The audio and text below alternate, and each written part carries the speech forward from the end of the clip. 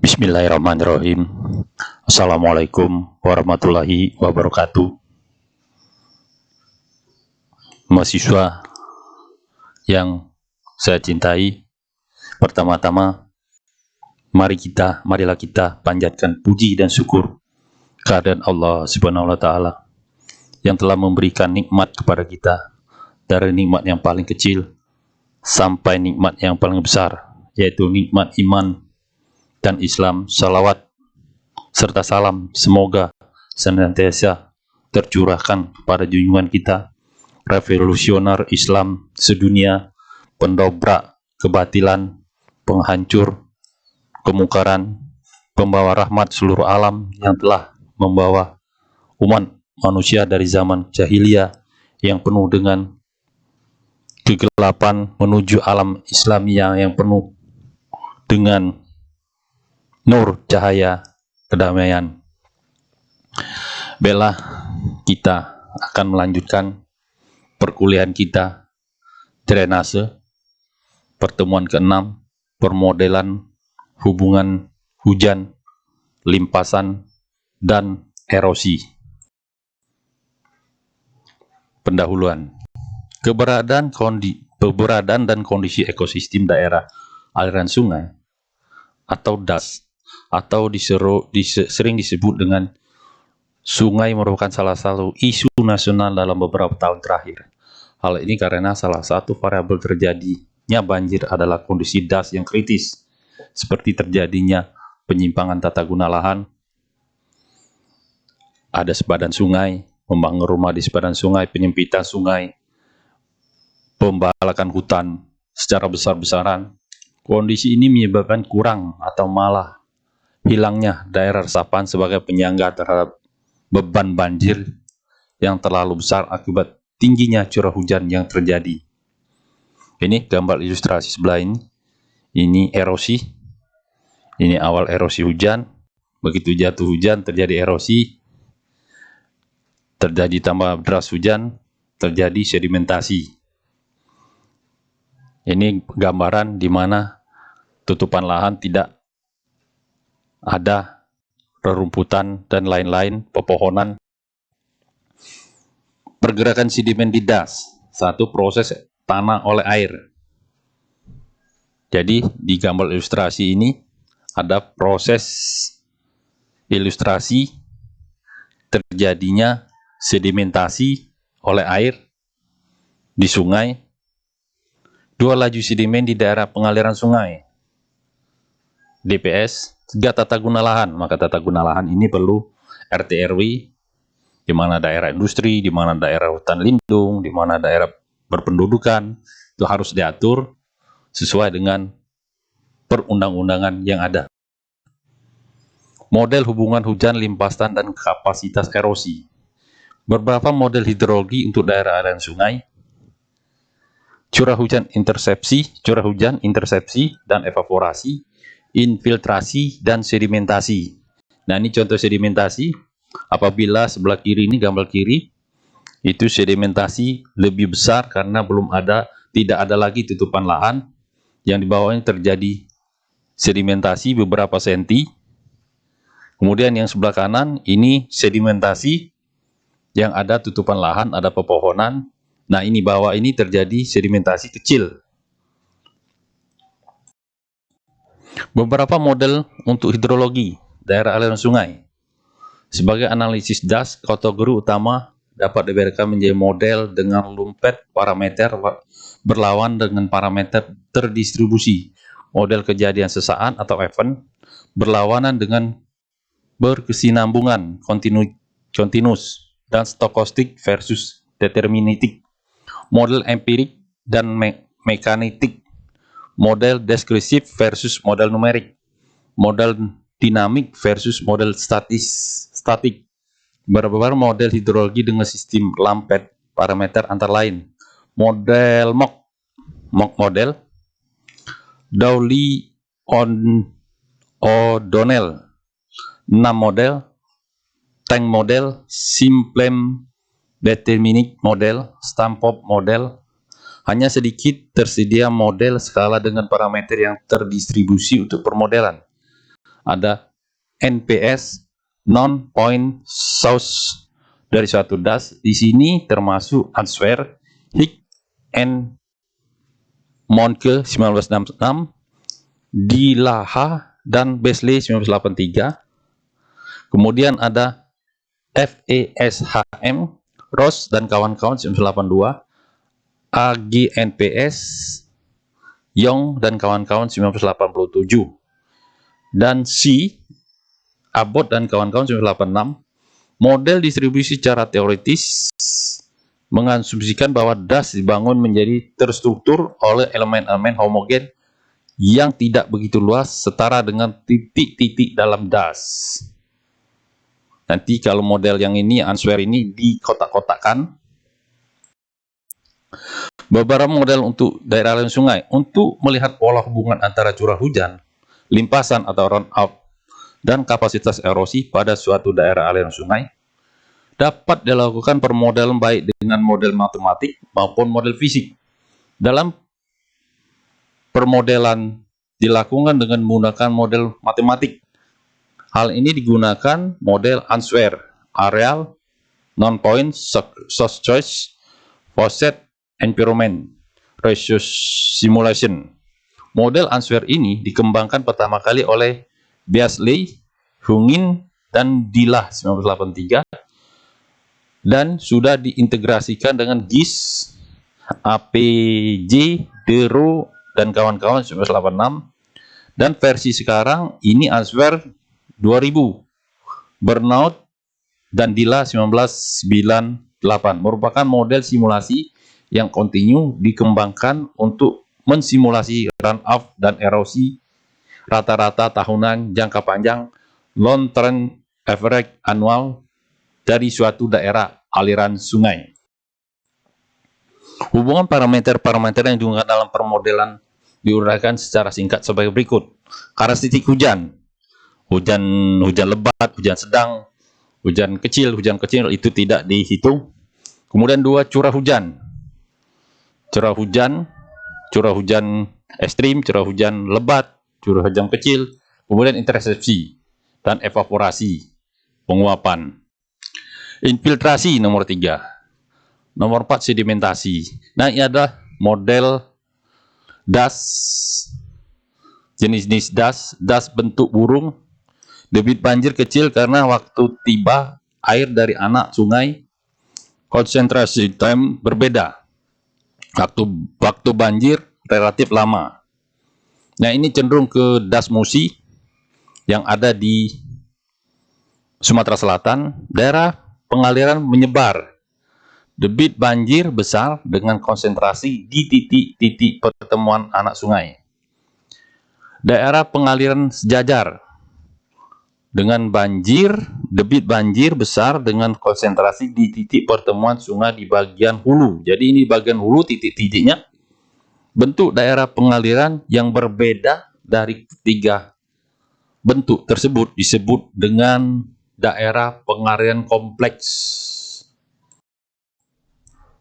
Karakteristik aliran.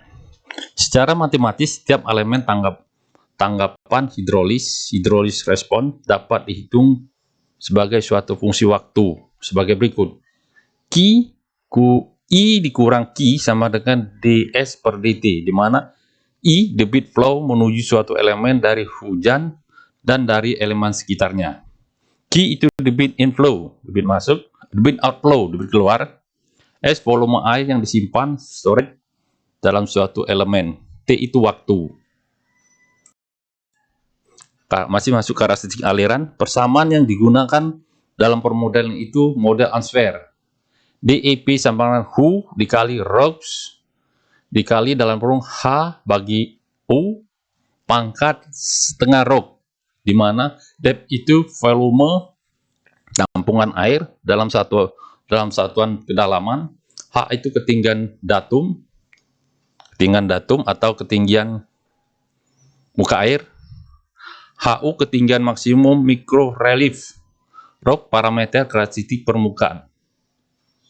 Nah, ini contoh gambar karakteristik aliran sedimen di tengah-tengah antara antara aliran bawah dan aliran atas. Curah hujan, intersepsi, dan evaporasi. Dalam permodelan ini, intersepsi diasumsikan seragam untuk masing-masing jenis tumbuhan.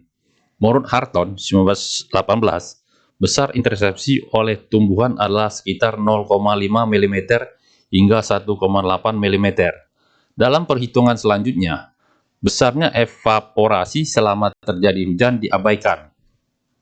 Nah, ini gambar ilustrasi persepsi, evaporasi, persepsi atau hujan, evaporasi, evapotranspirasi. Infiltrasi.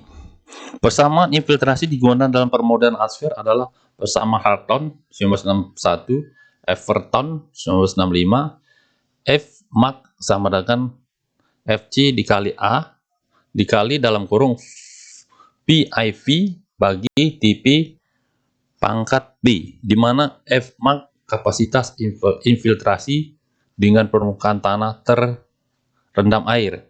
Fc kapasitas infiltrasi akhir pada saat mencapai harga konstan. A itu kapasitas infiltrasi maksimum setelah Fc terjadi. TP itu total ruang pori. PIV volume air yang dapat disimpan sebelum jenuh. P koefisien non-dimensi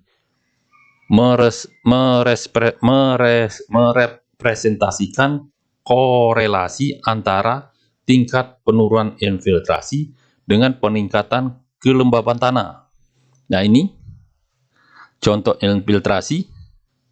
Yang di atas airnya sedikit, yang di bawah ini airnya lebih banyak mengalir, jadi lebih banyak infiltrasinya yang di bawah karena curah hujan, karena pengaruh curah hujan dan pengaruh lapisan dari permukaan tanah.